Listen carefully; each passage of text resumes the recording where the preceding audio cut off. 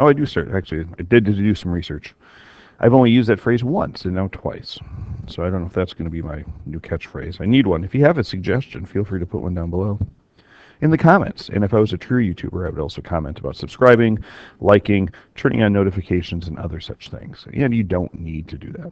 However, if you did do that, you would have seen the video about us cutting fruit with rubber bands, which alone is entertaining enough. But just wait till you see how we do it in class. Anyway, we are up to card number 11. And this is going to be a learning card for graphing linear equations. You could say graphing lines, but we will sound all mathematician-ish because that's what we are. And we're going to talk about some basics here. It's basically the same thing regardless of how you do things. Your teacher may add a couple of others. We're just going to kind of do some basic survival techniques here. Just call me Bear Grylls. And then you'll never know. All right, moving on. Sorry, I digress. So first things first, to graph a line, you need to identify a point to start from. And a slope, you could also call it rate of change.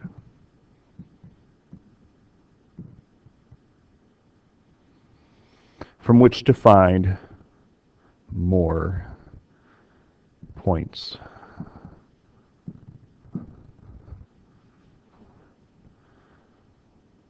Now the slope, remember, slope, it's called M. Remember, while in English there are invisible or silent letters, in math sometimes there's invisible letters. There's an M, invisible M out in front of the word slope. He said jokingly, that's not real. Anyway, so it's the y difference over the x difference. You might say change in y over change of x. All of it's the same. Top number, remember, up and down, left and right for the bottom number, the numerator, denominator there. We do have that whole learning card number 10, which explains it all and how to find it, so you can always refer back to that. So we've got two main types of lines that we're going to deal with. Again, we're in survival mode. You can pretty much make any line look like this first one, and so you can kind of always get it back to a point. Because remember, so much of math is manipulating things to getting it to a point that you know what to do. And then usually finding a shortcut after that. So let's talk about this. So graph the line y equals a negative 2/3 x plus 5. This line is called slope-intercept form.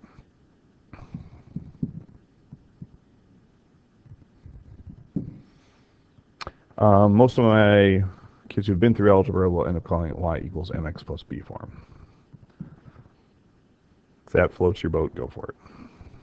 The reason why it's called the slope-intercept form, get ready for the shock, is because you can tell from the form what the slope is and what the intercept is. Now the slope here is always going to be the multiplier, remember? That's your rate.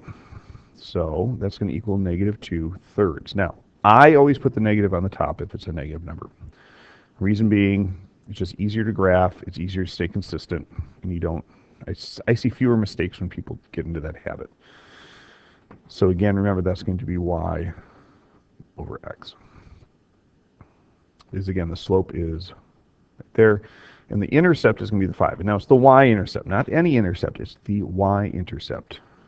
And that's always going to be in this form, 0, comma b. So in this case, we've got 0, comma 5. So the slope is the multiplier. The y-intercept is the starting point. Again, how many starting points do you have? 1. That's why it's all by itself. The rate of change keeps going and going and going. And one of the ways you keep going and going and going is because it's multiplying. To graph this, so you're going to step 1, plot your start point.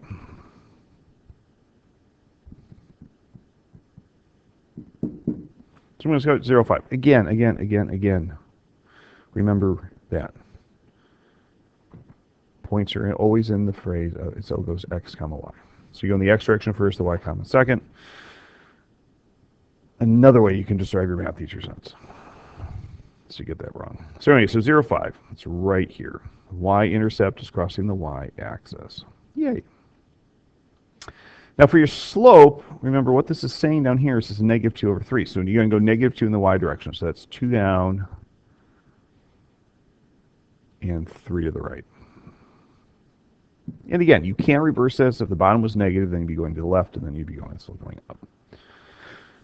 But again, this is what I found to be most successful. So I'm going to go down, starting at my y-intercept part, I'm going to go down 2 points. I'm going to go to the right 3, new point. Go down 2 to the right 3. Now, if you look at the equation, what's your slope saying? The slope's saying negative 2/3. Because the slope is a negative 2/3, you should automatically say, hey, wait a second, that makes sense. Where's my magic pen? Because of the negative slope here, you should automatically be thinking, hey, that's going to go down and to the right. As I'm going left to right, it's going to go down. So this should not be a surprise. And then after you plot these points, but again here, actually keeping in the theme that we did last time, let me pull out my highlighter. So remember, this is y, this is my x values. So here's my y's, I'm going down. Here's my x values, I'm going right. Okay. And then after that, you're going to stake out a straight edge and use your ID. Fold up a piece of paper a couple times. Use the crease. Use a ruler. Whatever. Just make it. Nothing's worse than curved lines when they're supposed to be straight, because there actually is no such thing as a curved line. It's called a curve for a reason. Put arrows on the end of it. Make it look nice. Impress people. Remember, if you practice well, you're going to play well. If you practice sloppy, you're going to play sloppy. And that's it. There's your line. It's pretty. And again, as I said, the nice thing about the slope-intercept form is that you can turn any equation into that. That always works. Sometimes it's a little messy. Sometimes you'll get a fraction as the intercept. But it also always works. It's kind of nice. Now the second point, I forgot it. Steps. So 1, plot the starting point. 2, use slope. Parenthetically, correctly, to find additional points.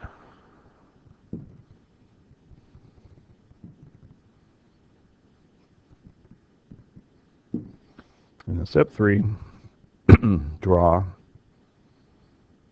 your line. Sorry. I know, you expect more from me. I'm a little crunched for time today. Second example, graph the line of y plus 4 is equal to 2 times the quantity of x minus 3. This form is called, shockingly, he said sarcastically, point-slope form. And guess what we get here? We get a point and a slope. Slope is still the multiplier. So in this case, I'm going to write it as 2 over 1. I teach my classes that when you're pulling off the slope, always write in fractional form, and you're not going to make as many mistakes. Just get it ready to use. Your point is going to actually be 3 negative 4. And the reason for that is because the general form up here is y minus y1. So what am I subtracting? So what am I subtracting here? Oh, I'm subtracting a negative 4. That's the reason. And then equals m times x minus 3. The other way you can think about it is that you can also say, what number does x or y have to be in order to make that a 0? So I'll back up in the green area up here. I would have to plug in the negative 4 to 0 that out. So that's going to be, because you're trying to bring it back to a sense of normalcy. Process here is the same. You're not starting with the y-intercept, but you do have a point. Any point that's on the line, you can plug in there. So this 3, 4 is a point that's on the line. So I'm going to go over to 3 and up to negative 4, or down to negative 4, which is right here.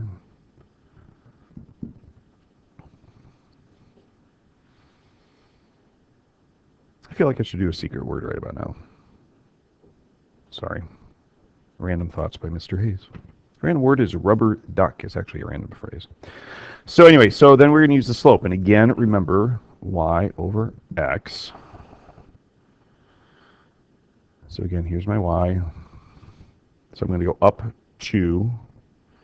And then here's my x. So I'm going to go right 1. And again, it's a positive slope. So it shouldn't be that big of a surprise that we've got this. But anyway, so that's how it works. So anyway, so then you get all these little points. So again, up 2 over 1 point, up 2 over 1 point, up 2 over 1 point. And again, you only need 2 points to make a line, as you will learn in geometry next year. 3 points will make sure that you're not goofing up, because if you miscount or do something wrong, you will see that the lines don't lay out together when you put your straight edge down. So that's why I would always suggest doing at least 3. And then, just like before, we're going to take our straight edge. We're going to draw, oops, I lost my straight edge. We're going to draw a very, very nice, neat line, something that you'd be impressed to show your mother or father, that significant other, or impress people at parties with. And there you go. And again, positive slope, we're expecting that from the top, positive slope, so we should be good. So down the bottom is actually just what I just said. Always graph at least 3 points to help ensure less mistakes. Now, if you see an equation that doesn't fall into one of these 2 forms, make it fall into one of these 2 forms. And usually the easiest one to do that with would be your slope-intercept form, because solving for y is stuff we did back in chapter 1 for literal equations, or solving for formulas, and you can go from there. So if you have questions, make sure you comment below, make sure you ask me in class, and we will see you later. Peace out.